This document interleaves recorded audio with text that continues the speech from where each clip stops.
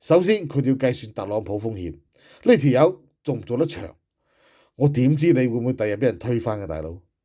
係咪？最大風險喺你度嘛？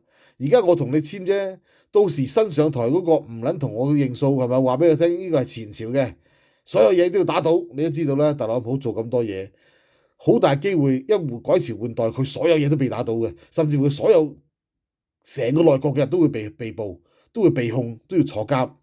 咁所以咧，商界其實就好擔心呢樣嘢，因為咧你係最大不確定因素，因為你改變咗世界成個秩序。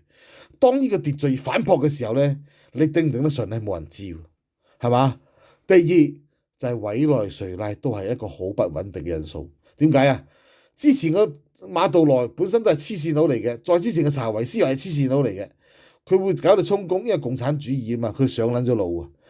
你新嘅你哋發動政變推翻佢，你哋會唔會又係黐線佬呢？我信得過特朗普，其實已經唔信噶啦，仲要過你哋嗰關，你哋都係唔可靠嘅人嚟噶嘛。